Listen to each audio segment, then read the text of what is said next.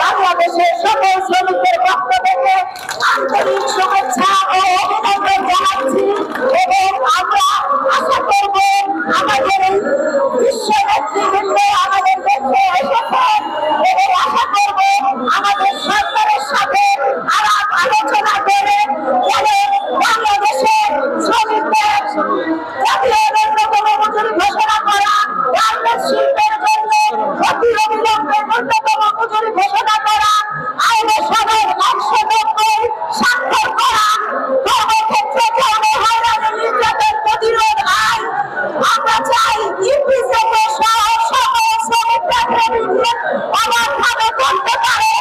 আমরা চাই গার্মেন্টস শিল্পের শ্রমিকদের জন্য রেশনের ব্যবস্থা করা, স্বাস্থ্য ব্যবস্থা করা, বাসস্থানের ব্যবস্থা করা, বিনোদনমূলক ব্যবস্থা করা এবং আমাদের সামাজিক সুরক্ষা ব্যবস্থা করা এবং কর্মক্ষেত্রে যৌন হয়রানি প্রতিরোধ আইন নিশ্চিত করা। এবং আমার নেতৃবৃন্দ বাংলাদেশে আসছেন, আমরা চাই একটি সুফল প্রত্যাশা তাদের কাছে। ধন্যবাদ আমাকে বক্তব্য দেওয়ার জন্য। আমরা অত্যন্ত আনন্দিত, বাংলাদেশ শ্রমিকদের অত্যন্ত আনন্দিত গর্বিত এই কারণে যে আমাদের মাঝে উপস্থিত হয়েছেন সারা বিশ্বের নেতা, সারা বিশ্বের অহংকারী, আমাদের অহংকার, আমাদের ইন্ডাস্ট্রিয়ালের সাধারণ সম্পাদক আমাদের মাঝে উপস্থিত হয়েছে ইন্ডাস্ট্রিয়ালের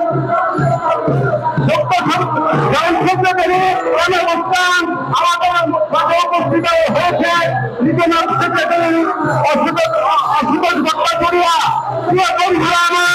আমরা আজকে মে দিবস পালন করতে যাচ্ছি।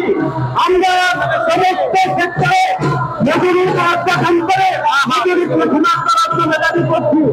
আমরা কোথায় বা ভাবে একটি 18 দফা যুক্ত করেছিলাম, সেই 18 দফা যুক্তের মধ্যে বলা হয়েছিল We still have problems in practice, in legislation, and together with our colleagues here, comrades, we are working on it. We are in interaction with the government officials. We are in interaction with the International Labour Organization, and I am sure that we will be able to manage it, and we will be able to handle the situation today.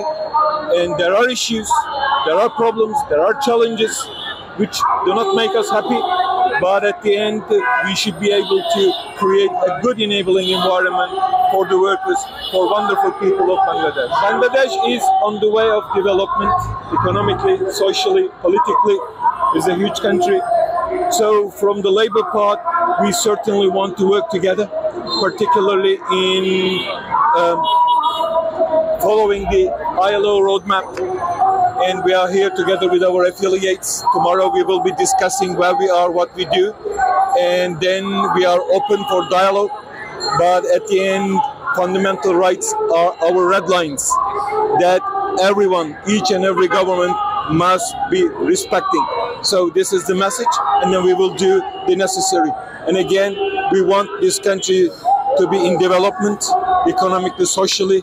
This can only be in a democratic environment where the fundamental rights are respected and implemented. Your name and your work? My name is Kemal Özkan.